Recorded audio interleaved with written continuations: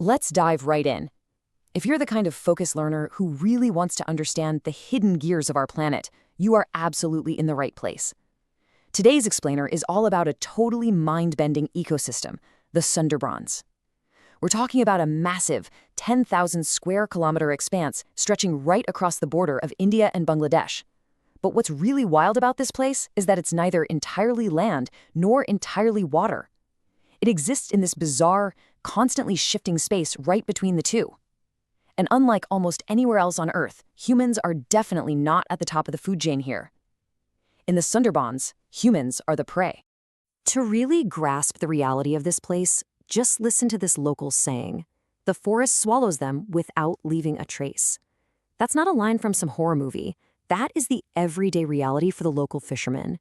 When they leave their homes to navigate these waters, they say goodbye to their families knowing there is a very, very real chance they might not come back.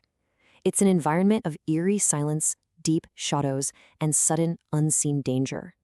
And it's not just the wildlife. The environment itself is totally alien.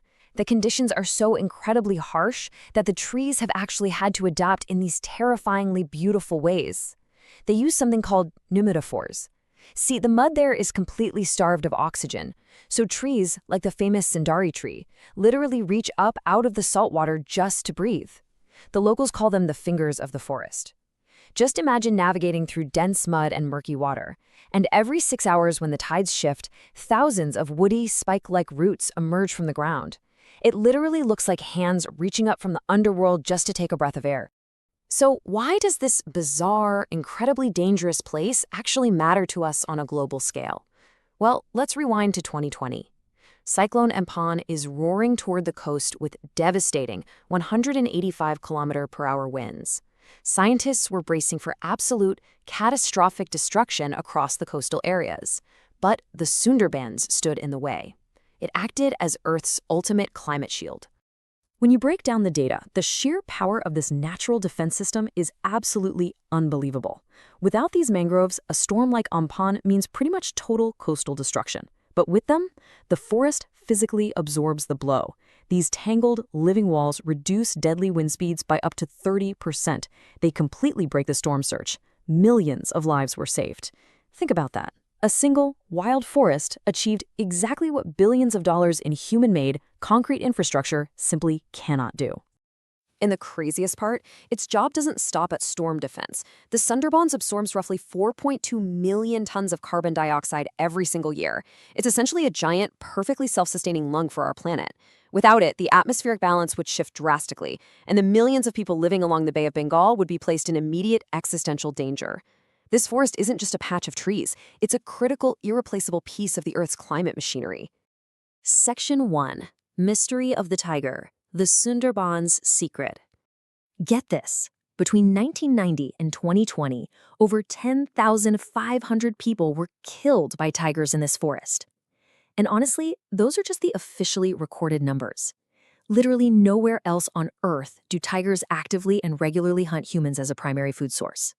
The Royal Bengal tigers of the Sundarbans are fundamentally, behaviorally different from any other tigers on the entire planet.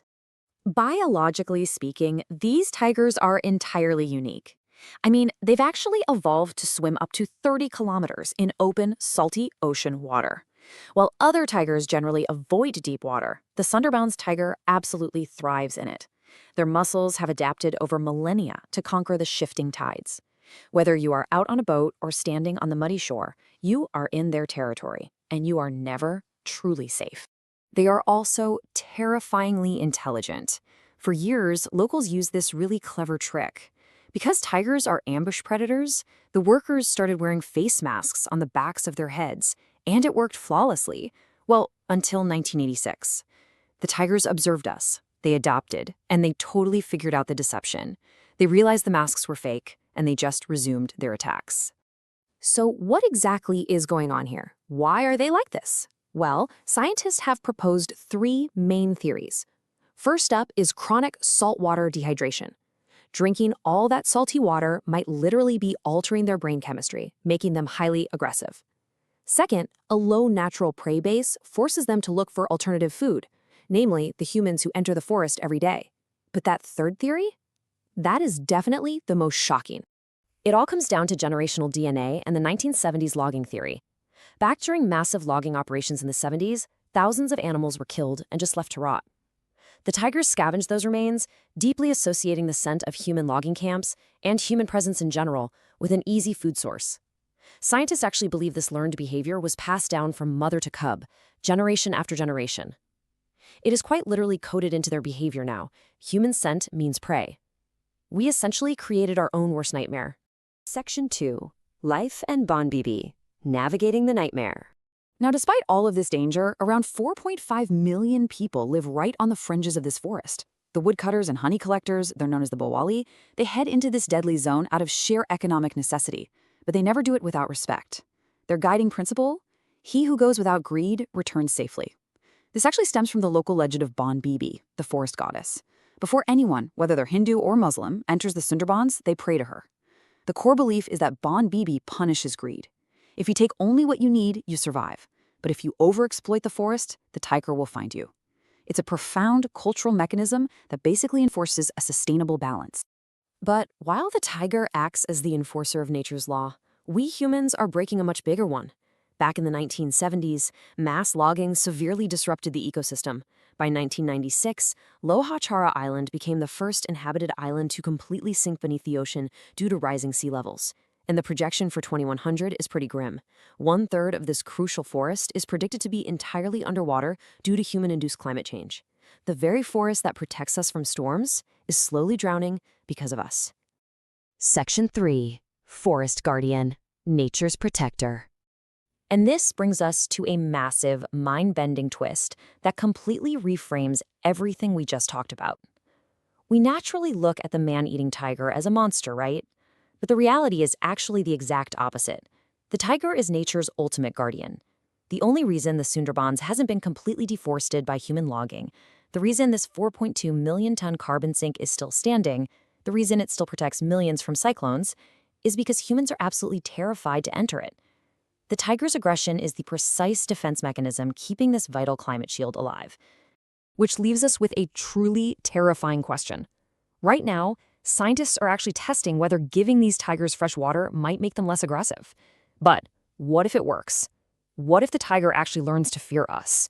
If these tigers lose their aggression, humans will inevitably pour into the forest. We're going to overfish, we'll overlog, and we will destroy the mangroves. Without the terror of the tiger to keep us in check, Earth loses one of its most critical climate shields. And that brings us to our final thought. There's a saying, we are just tenants on this earth, and the forest collects the rent. The Sundarbans is not some tourist destination meant to be managed, sanitized, or commercialized for our entertainment. It is a perfectly self-sustaining ecosystem that is doing exactly what it evolved to do. It protects us from our own changing climate precisely because it refuses to let us conquer it. So I want to leave you with this. Instead of trying to tame the Sundarbans, maybe the absolute best way to save it is simply to leave it entirely alone.